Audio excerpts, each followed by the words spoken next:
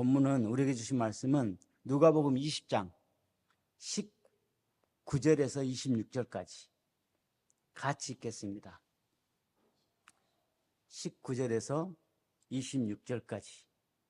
서기관들과 대제사장들이 예수의 이 비유는 자기들을 가리켜 말씀하심인 줄 알고 즉시 잡고자 하되 백성을 두려워하더라. 이에 그들이 엿보다가 예수를 총독의 다스림과 권세 아래 넘기려 하여 정탐들을 보내어 그들로 스스로 의인인 체 하며 예수의 말을 책잡게 하니 그들이 물어 이르되 선생님이여 우리가 아노니 당신은 바로 말씀하시고 가르치시며 사람을 외모로 취하지 아니하시고 오직 진리로서 하나님의 도를 가르치시나이다. 우리가 가이사에게 세를 바치는 것이 옳으니까 옳지 아니하니까 하니 예수께서 그 관계를 아시고 이르시되 데나리온 하나를 내게 보이라. 누구의 형상과 글이 여기에 있느냐? 대답하여 가이사의 것이나이다. 이르시되 그런즉 가이사의 것은 가이사에게 하나님의 것은 하나님에게 바치라 하시니 그들이 백성 앞에서 그의 말을 능히 책잡지 못하고 그의 대답을 놀랍게 여겨 침묵하니. 아멘. 우리 지도 한번 띄워줘 보실래요? 이제 우리가 다 왔어요. 예루살렘까지. 그래서 지난 이 시간까지 어떤 여정인지 간략하게 한번 지도로 보고, 지도 없이 우리가 했잖아요. 지도로 보고, 여기 보면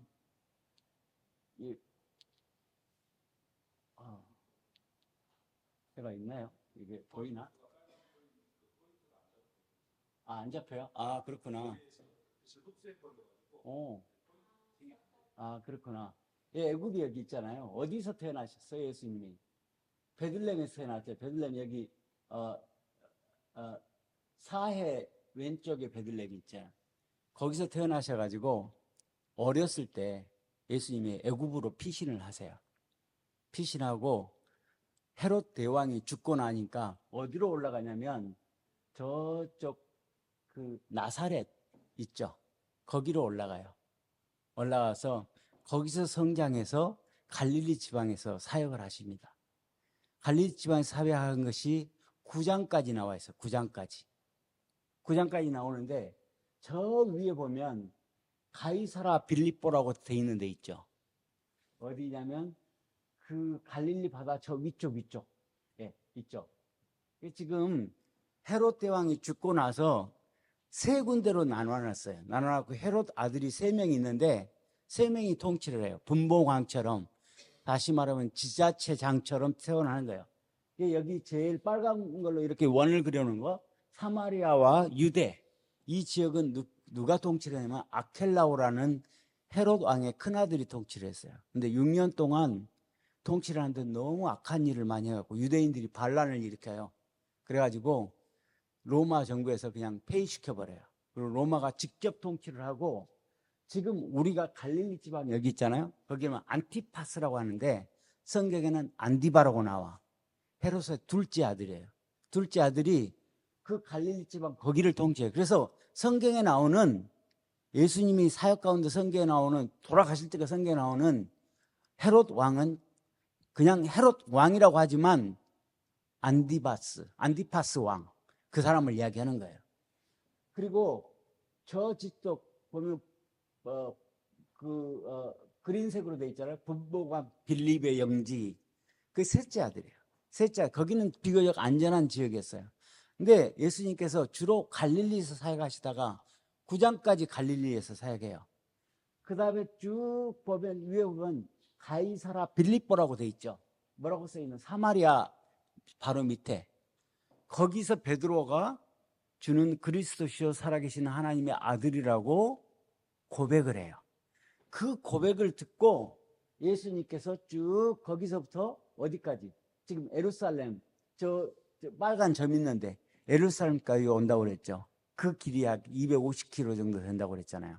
그래서 지난 시간까지는 그 여리고라고 돼 있잖아요. 여리고 사해 제일 꼭대기 위에 있는 삼각형 여리고에 와서 삭개오를 만난 거예요.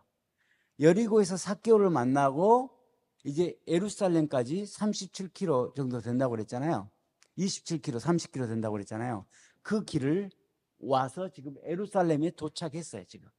지금은 예루살렘에서 이제 예수님께서 사역 다 마치고 마지막 일주일을 보내시는 거예요. 근데 첫째 날에 예루살렘에 왔으니까 예루살렘에는 무엇이 있어요? 예루살렘 성전이 있죠. 성전이 있으니까 예수님께서 첫째 날에 예루살렘 성전에 들어가요. 들어가서 보니까 예루살렘 성전에서는 환전을 해주고 장사하는 게 성전 뜰에서 그런 일이 이루어졌거든요. 원래는 환전이 왜 생겼냐면 이스라엘 사람들한테는 성전세를 매년 냈어요. 성전세를. 또 이스라엘 사람들은 그 매년 3대 절기가 뭐죠? 3대 절기가 유월절, 초막절, 오순절 이렇게 했잖아요. 3대 절기 말고도 절기들이 있었죠. 근데 대부분 3대 절기는 모든 사람이 예루살렘 성전에 와서 예배를 드렸어요. 제사를 드렸어요. 근데 제사 드리려면 제물이 필요하지 않아요. 소나 양이나 비둘기 같은 거 필요하잖아요. 그걸 멀리서 순례자들이 가져올 수가 없어요. 그러니까 거기서 사서 제사를 드렸어요. 그런데 또 성전세를 내려면 했고, 근데 환전이 필요한 게 뭐냐면 로마에서 통용되는 공용화폐는 우리가 잘 아는 데나리온이에요. 근데 데나리온은 앞면에는 티베리우스 황제의 초상화가 그려져 있어요. 그 뒷면에는 뭐라고 되어 있냐면 신의 아들 티베리우스, 이게 써져 있어요. 다시 말해서 티베리우스가 이제 신이다, 이걸 선언하고 숭배를 하게 하는 거예요. 그러다 보니 유대인들한테는 그 동전으로 세금을 바치는 것은 우상 숭배하는 거, 우상한테 제물 바치는 것도 똑같이 여겨졌어요. 그래서 성전세를 데나리온을 못 쓰게 했어요. 그러니까 성전세를 데나리온을 쓴 대신에 데나리온을 가져와서 두로, 은전으로 바꿨어요. 그래서 환전소가 생겼어요. 또 그 사람들이 또 그 양이나 소나 뭐 비둘기 같은 것도 팔았죠.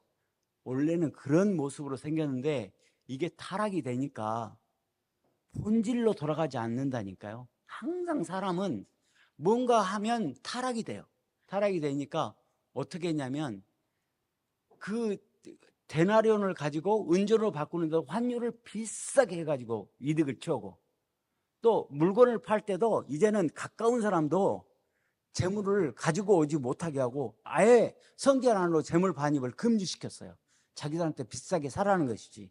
그 재물을 비싸게 팔았어요. 그뿐입니까? 재물을 비싸게 판 것뿐만이 아니고 이제는 돈을 더 받으려고 하나님한테 드리는 것은 어떤 것을 드려요? 가장 좋은 거, 살찐 것을 하나님께 드리잖아요. 근데 싸게 사야 되니까 좀 다리가 하나 전달할지 뭔가 몸이 이상한 거, 이걸 사가지고 제물로 팔았어요. 비싸게 이윤을 남기고. 그러니까 예수님께서 화가 났겠어요, 안 났겠어요? 화를 냈죠.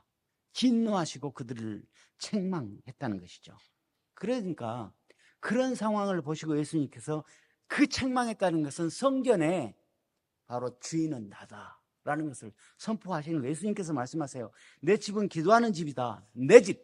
예수님께서 내 집은 기도하는 집이라 하였거늘 너희가 강도의 소굴을 만들었다라고 말해요. 사실 이거 예수님께서 지은 말이 아니에요. 구약 성경에 이미 선지자를 통해서 이 말을 예언해놨어요. 이런 일이 있을 거다, 예언한 말씀이에요. 그래서 예수님께 이렇게 막 성전을 뒤엎으니까 어떤 논쟁이 생겼어요. 대제사장, 서기관, 장로들이 모여가지고 저 사람이 도대체 어떤 권위로 저 일을 하는 거야? 누가 저 사람한테 그런 권위를 줬어? 대제사장들은 자기들이 지금 성전의 주인이라고 생각했잖아요. 제사, 그죠? 그랬는데 이제 예수님한테 물어요. 당신이 어떤 권위로, 무슨 권위로 이런 일을 하느냐고. 막 그리고 그 크고 이제 이스라엘 백성들한테 말씀을 가르치니까 말씀이 좋으니까 막 이스라엘 백성들이 몰려오는 거예요. 좋다고. 그러니까 그런 질문을 던져요. 그래서 누가 당신한테 그런 권위를 줬냐고. 그러니까 예수님께서 직답을 패하고 예수님 앞에 나온 사람이 누구였어? 세례 요한이었잖아요. 그러면 내가 질문 하나 할게. 세례 요한의 세례는 하늘로부터 온 거냐 아니면 땅으로부터 온 거냐 이렇게 물어요. 왜 그러냐면 대부분 이스라엘 백성들은 세례 요한을 하나님께서 보내주신 선지자라고 알고 있었어요. 근데 바리새인이나 서기관이나 장로들은 그걸 못 믿어. 그러니까 말씀이 우리 삶 가운데 활동하지 않으면 글로만 읽으면 그 예수님이 자기들이 읽었던 하나님의 아들 그분이 자기 앞에 있는데 못 알아봐요. 세례 요한이 활동을 했는데 못 알아봐요. 세례 요한인지. 그래서 자기는 믿지 않았어요. 그러다 보니까 이거 하늘로부터 왔다고 그러면 내가 지금 그걸 믿지 않은데 이상하잖아요. 땅으로부터 왔다고 하면 백성들이 자기들을 용납하지 않을 것 같잖아요. 자기가 선지자로 따르는 그들이 땅으로부터 그러니까 대답을 못해요. 대답을 우리 모르겠다. 그래요. 그래서 어디로 왔는지 모르겠다. 그러니까 예수님께서 비유 하나를 해요. 그게 비유가 우리가 잘 아는 포도원 비유예요. 내용이 뭐냐면 어느 주인이 포도원을 만들어 가지고 그 포도원을 소장농들한테 맡기고 멀리 떠났어요. 떠났는데 이제 소출할 때가 돼서 소출을 받으려고 자기 종들을 보냈어요. 근데 그 사람들이 그 종들을 때리고 막 무시하고 조롱하고 해서 다시 돌려보내버려요. 그 일을 3번이나 반복해요. 그러니까 주인이 내 사랑하는 아들을 보내면 그러지 않겠지 하고 내 사랑하는 아들, 이야기는 무슨 이야기냐면 내 독생자를 보내면 이 말이에요. 그 말을 풀어보면 근데 그 보내면 않겠지 하는데 이 사람들은 한숨을 더 떠요. 독생자가 왔으니 유산 상속권자가 왔으니 그 사람을 우리가 제거해버리면 이 포도원이 우리 것이 되겠네 생각을 하고 죽여서 버려버립니다. 근데 그 버리는 일을 해요. 근데 보세요. 예수님께서 그래서 그 포도원 주인이 그 포도원을 그 사람들을 멸하고 다른 사람한테 줬다고 이렇게 끝나거든요. 근데 그 비유 안에서 대제사장과 서기관과 장로들은 충분히 그 이야기를 자기 자신들한테 하는 이야기로 깨닫게 돼요. 왜냐하면 자기는 역사를 통해서 이스라엘 백성들은 수도 없는 선지자를 하나님께서 이스라엘 백성을 회복하려고 보냈어요. 보냈는데 그들을 조롱하고 그들을 업신여기고 그들 말을 듣지 않았어요. 그리고 지금 예수님께서 자기가 나는 하나님과 하나다 라고 말하는 하나님의 아들이라고 말하는 그 예수를 죽이려고 자기들이 작당하고 있어요. 그러니까 그 이야기가 나한테 하는 이야기구나. 그걸 충분히 알아챘어요. 그러면 꼭 진리가 선포되면 반응이 2가지로 나타납니다. 하나는 아멘하고 받는 사람이 있고 하나는 죽이려고 달라드는 사람이 있다는 것이죠. 이 사람들은 죽이려고 달라들었어요. 근데 백성들이 무서운 것이죠. 그러니까 계략을 꾸며요. 오늘 말씀이 우리가 읽은 말씀이 그 이후로 계략을 꾸민 이야기예요. 그래서 오늘 말씀에서 첫 번째로 나타나는 게 뭐냐면 진리에 대해서 불편한 것으로 나타나요. 1절에 뭐라고 되어 있습니까? 19절에 보니까 서기관들과 대제사장들이 그죠? 예수님의 이 비유는 자기들 가리켜 하심인 줄 알고 즉시 잡고자 하되 백성들이 두려웠다. 예수님을 따르는 백성들이 두려웠다. 그래서 자기들이 처단할 수도 있고 잡아서 어떻게 할 수도 있는데 두려우니까 사탄은 굉장히 강교합니다. 두려우니까 어떻게 하냐면 예수가 스스로 무너지게 하는 방법을 찾는 거예요. 예수가 자기 스스로 무너지게 하는 방법. 그 방법이 오늘 나와요. 그렇죠. 그렇게 찾아요. 마태복음, 마가복음 오늘은 대제사장, 서기관, 장로 이렇게 표현했지만 마태, 마가를 보면 뭐라고 하냐면 누가 나왔냐면 바리새인, 그 다음에 헤롯 땅 사두개인들이 뭉쳤다고 되어 있어요. 바리새인은 누구냐? 애국자들의 애국자, 유대인들을 지키겠다고 지금 있는 사람들이에요. 한국으로 말하면 독립운동가들이에요. 일제강점기 때 우리 대한민국을 지키겠다고 서는 사람들이에요. 헤롯 땅은 누구냐면 친로마 정치인들이었어요. 종교인과 정치인과도 어울릴 수도 없고, 한쪽은 우리 유대 민족을 지키겠다고 하는 사람이고, 다른 한쪽은 로마 정부에 빌붙어서 살아가는 사람들. 도저히 어울릴 수 없는 조합이에요. 그런데 어울릴 수 없는 그 조합이 어울려서 예수님 한 사람 잡겠다고 책략을 꾸미고 있는 것이에요. 그래서 참 이런 현상이 꼭 일어나요. 예수님께서 그 비유는 그들에게 정말 따끔한 비유였어요. 돌아올 수 있는 기회를 주는 비유였어요. 정말 하나님을 다시 생각하고 돌아올 수 있는 기회인데 그들은 그걸 놓쳐요. 꼭 진리가 선포되면 두 가지 반응이 나타난다는 거예요. 하나의 반응은 회개하고 돌아오는 반응입니다. 사도행전 2장에서 베드로가 설교를 할 때 많은 사람들이 어찌할꼬 하면서 자기 자신을 돌아보면서 다시 회개하고 예수를 믿기 시작했던 그 역사가 나타난다는 것이죠. 근데 사도행전 7장에 보니까 스티반 집사가 설교할 때 어찌할꼬 그랬어요. 찔림을 받아갖고 저를 죽이고자 돌을 들었다는 것이죠. 우리 안에도 그런 일이. 여러분 어떤 편에 속하십니까? 말씀이 증거될 때, 아니면 큐티를 할 때, 어떤 메시지에서 상황 가운데서 내 잘못들이 드러나지게 될 때가 있잖아요. 그럴 때 여러분 돌을 드십니까? 아니면 회개하고 하나님 앞에 철저히 무릎 꿇습니까? 나는 여러분들이 철저히 하나님께 무릎 꿇고 여러분 자신을 돌이키는 그런 역사가 여러분들 안에 나타나기를 주님의 이름으로 축원합니다. 그렇게 돼야 됩니다. 그런데 두 번째로 보니까 이들은 함정을 봐요. 함정을. 그래서 예수님을 스스로 무너지게 하려고 이렇게 이야기해요. 사탄은 굉장히 간교합니다. 예수님께 이렇게 이야기합니다. 그들이 예수님께 물으이되 선생님이여, 우리가 아노니 당신은 바로 말씀하시고 가르치시며 사람을 외모로 취하지 아니하시고 오직 진리로 하나님의 도를 가르치는 거예요. 이거 맞아요, 틀려요? 맞는 이야기잖아요. 그런데 그들 속은 다르다는 것이죠. 이렇게 세상에 살면서 이런 사람만 안 만나고 살아도 복된 삶인 것 같아요. 여러분들 삶 가운데 자기 앞에서 그렇게 이야기를 하고 뒤에서는 죽이려고 한다니까요. 이 질문을 보니까 가이사에게 세금을 바치는 것이 옳으니까 이렇게 묻습니다. 이 세금이 뭡니까? 그때 인두세라는 게 있었어요. 인두세. 모든 성인 남자는 세금을 내가 성인 남자이기 때문에 세금을 바쳐야 되는 것들이 있었어요. 인두세를 1년에 원 데나리온씩 바쳤어요.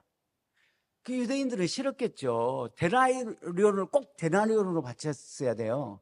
그러니까 우상 숭배하라는 거예요. 재물을 바치라는 거예요. 그게 그 앞에가 그 티베레스 황제의 초상이 새겨졌고 뒤에는 티베레스 황제는 신의 아들이다라고 써졌다는 것이죠. 그걸 고백하면서 그걸 바치라는 거예요. 이게 참 싫어했어요. 유대인들한테. 그걸 가지고 질문을 했어요. 그러니까 어떻습니까? 거기에는 친로마인 헤롯 땅이 있었고 거기에는 유대인 출신인 유대인을 보호하고자 하는 바리새인도 있었어요. 그런데 그걸 바치라고 하면 어떻게 됩니까? 바치라고 하면 그 수많은 사람들이 예수님을 따르고 있잖아요. 지금 그 사람들이 돌을 들겠죠. 예수님한테. 그러죠. 우리한테 우상한테 재물을 바치라는 이야기냐고 돌을 들겠죠. 바치지 말라고 하면 어떻습니까? 바치지 말라고 하면 헤롯 땅 거기 있잖아요. 헤롯 땅. 헤롯 땅이 고발해서 로마 정부에서 잡아다가 사형을 시킬 수 있겠죠. 왜냐하면 황제를 거부한 것이니까 굉장히 큰 죄가 되겠죠. 그러니까 지금 바리새인과 그 서기관, 이 헤롯 땅 이 사람들은 칼 안 들고 그냥 예수를 제거할 수 있는 방법이 생긴 거예요. 이 질문을 통해서 둘 다 어떻게 해요? 그런 상황에 놓이게 만들었다는 것이죠. 그때 예수님께서 세 번째로 이런 대답을 해요. 야, 그러면 네가 데나리온 있어? 데나리온 하나 가져와봐. 그렇게 이야기를 해요.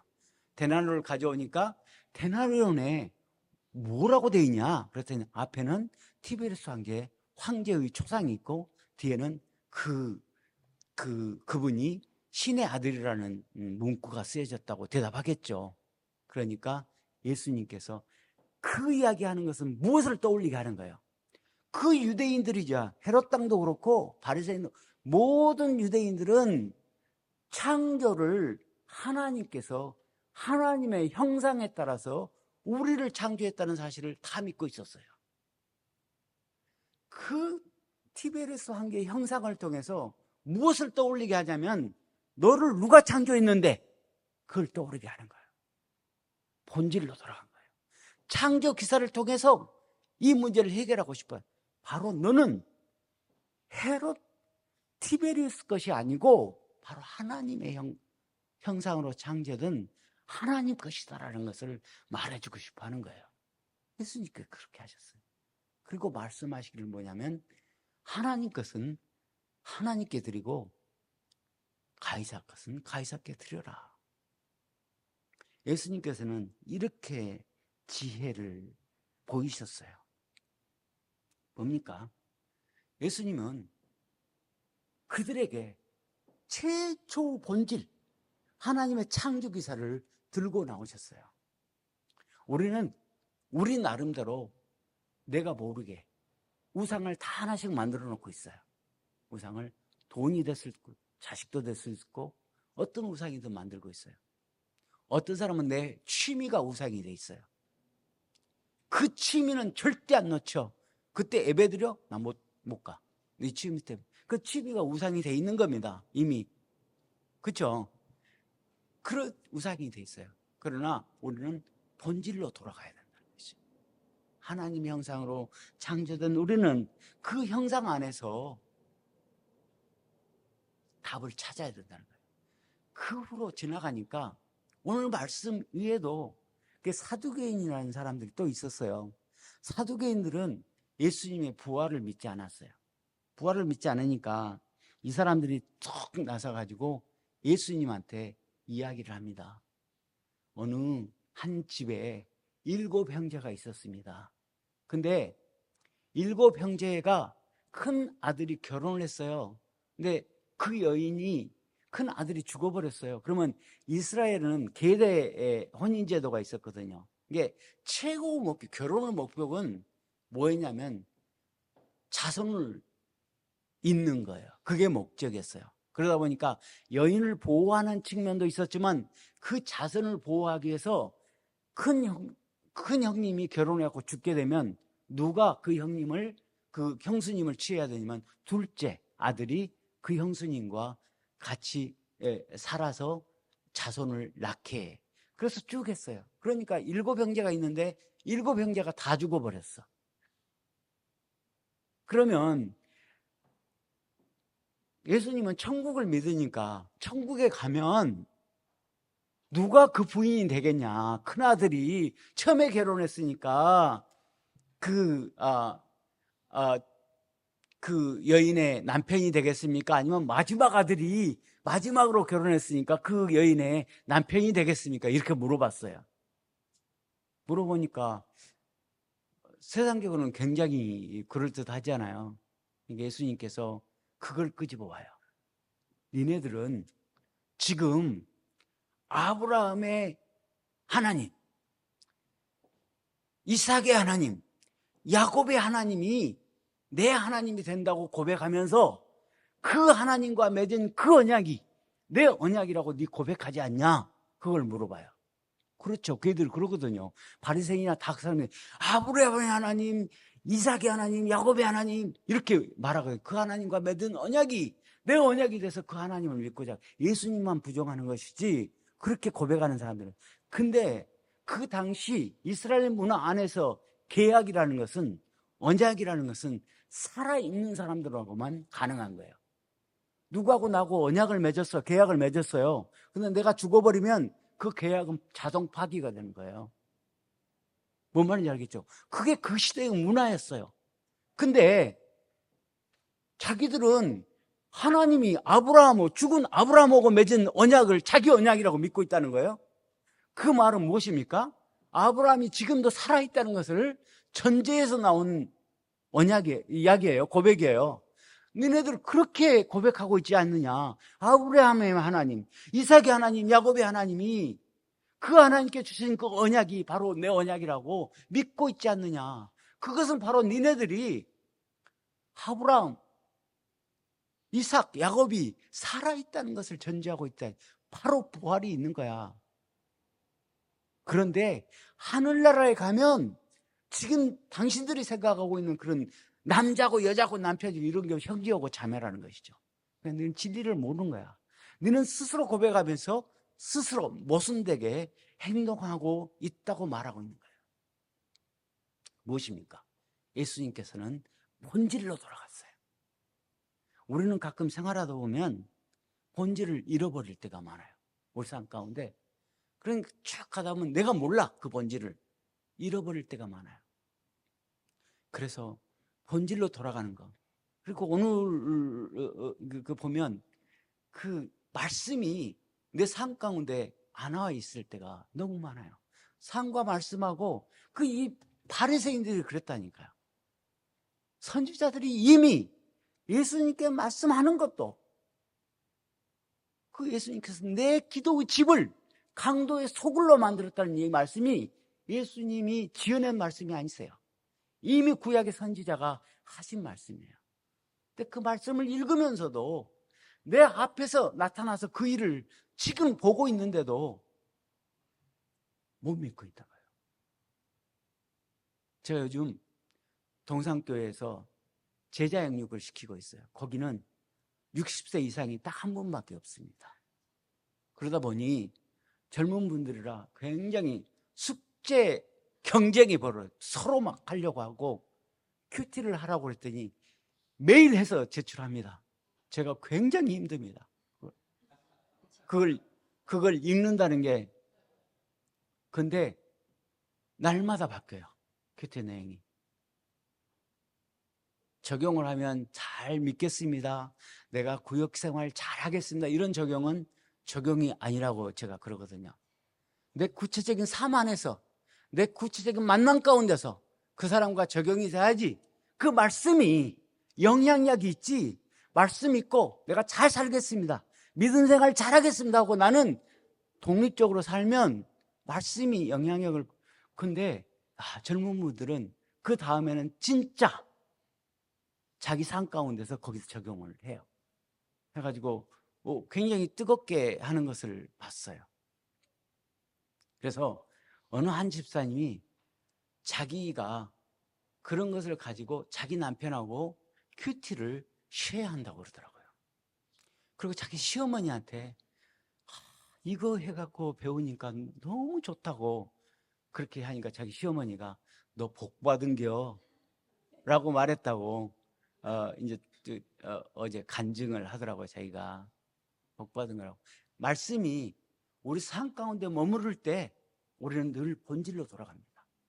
본질로 돌아가고 그 본질이 우리를 어느 선에서 멈추게 하고 다시 하나님 사람으로 회복되게 한다는 것이죠.